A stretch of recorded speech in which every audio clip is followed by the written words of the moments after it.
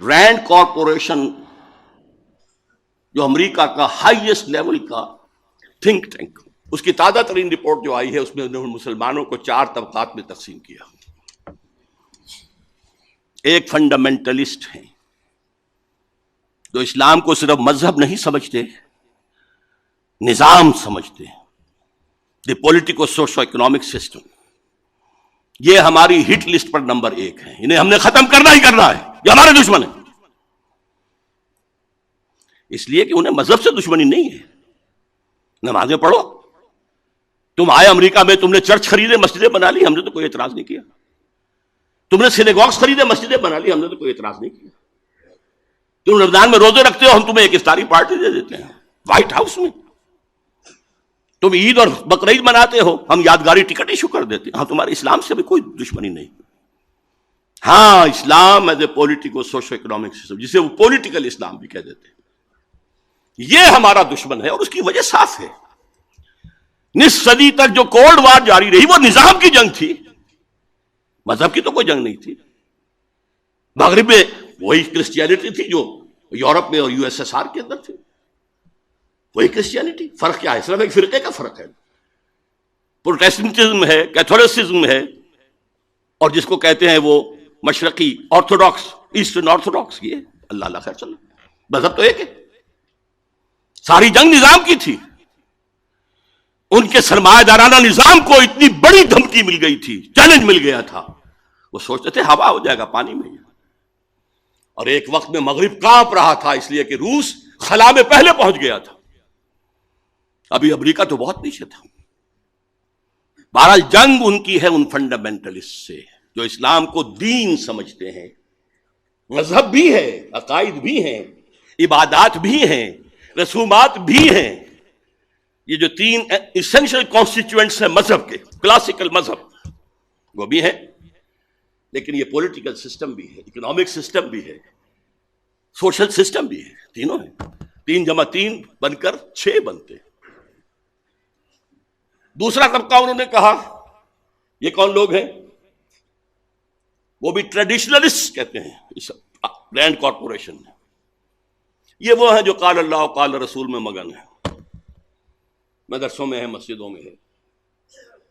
یہ ہمارے لیے کوئی براہ راست چیلنج نہیں ہے، لیکن اگر خدا نہ خواستہ وہ ٹریڈیشنلسٹ جو ہیں وہ فنڈامنٹل سے مل جائیں تو بہت خطرناک ہے، اس لیے کہ ان کے پاس ذریعہ ہے پبلک کے سامنے آنے کا، مساجد ہے، ہفتے وار جلسہ منعقد ہوتا ہے۔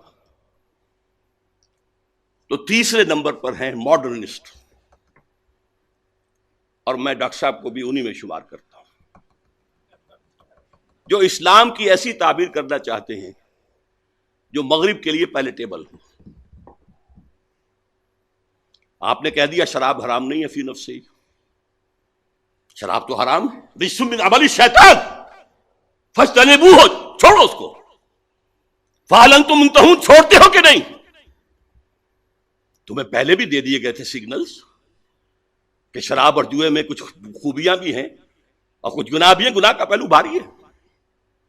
پھر کہہ دیا گیا تھا شراب کے نشے میں نماز کے قریب نہ ہو، لیکن سورہ مائدہ کی آخری آیات بھی ڈاکٹر صاحب پڑھی ہے۔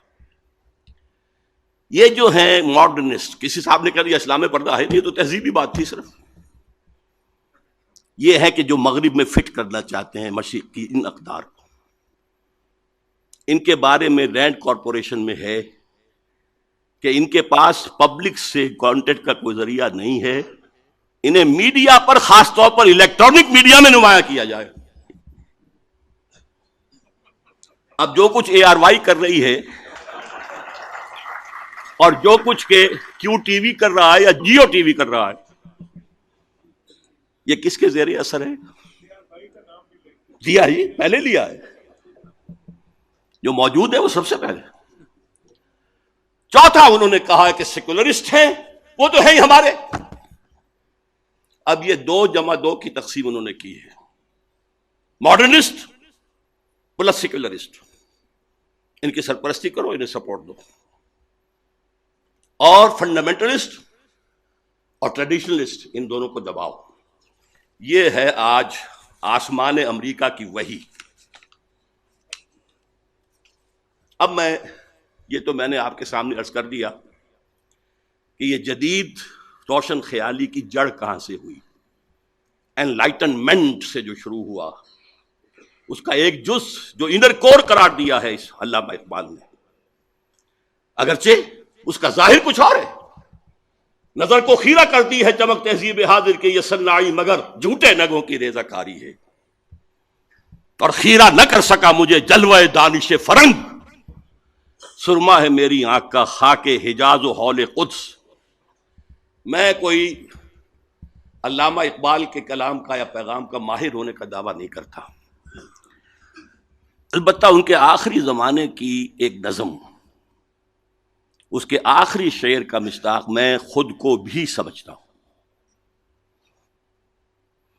چنگ را گیرے از دستم کہ کار از دست رفت، نغمام خو گشت و از رگھائے ساز آید برون. لوگوں مجھ سے یہ ستار، یہ چنگ لے لو. میں اپنی انگلیوں سے جو اس کو چھیڑ رہا تھا تاروں کو، اب ہاتھ کا کام پورا ہو گیا ہے. اب میرا نغمہ اس ستار کے تاروں کے اندر خون بن کر گردش کر رہا ہے، اور اس کی رگوں سے، اس کے تاروں سے خود بخود نکلے گا. میں اپنے آپ کو یکے از رگ ہائے فکر اقبال سمجھتا ہوں. یکے. یہ شعر جس کا آخری شعر میں نے آپ کو جس نظم کا سنایا، اس کا پہلا شعر کیا ہے؟ خضر وقت از خلوت دشت حجاز آید برون، کارواں زی وادی دور و دراز آید برون. خضر وقت مہدی دشت حجاز سے باہر آئے گا. اس میں سنی اور شیعہ دونوں تصور آ گئے. شیعوں کے نزدیک حضرت مہدی 12ویں امام تھے جو روپوش ہیں، وہ ظاہر ہوں گے. اور سنیوں کے نزدیک حضرت ام سلمہ کی حدیث ہے کہ خلیفہ کے انتقال کے بعد خانہ جنگی ہو جائے گی، اور ایک شخص کی طرف لوگ دیکھ رہے ہوں گے رہنمائی کے لیے، اور وہ اسے گریز کرتا ہوا مدینے سے بھاگ کر مکے میں چھپ جائے گا. لوگ وہاں سے تلاش کریں گے، نکالیں گے تو نکالیں گے. خضر وقت از خلوت دشت حجاز آید برون، کارواں زی وادی دور و دراز. یہ وادی سندھ جس کا ایک حصہ افغانستان ہے، مشرقی افغانستان، دوسرا حصہ یہ پاکستان ہے، یہاں سے نکلے گا جو حضور کی حدیث کے مطابق یخرج ناس من المشرق یعطون للمہدی، یعنی سلطان ہی. مشرقی ملک سے ایک فوجیں آئیں گی جو مہدی کی حکومت کو قائم کریں گی. اللہ کرے کہ وہ پاکستان ہو. اقبال کے خواب میں وہ پاکستان ہی تھا، اور افغانستان بھی ساتھ. هي الحلقات تحفظني بآيات من القرآن، هي الحلقات تملأني بحب المصطفى العدنان، هي الحلقات تحفظني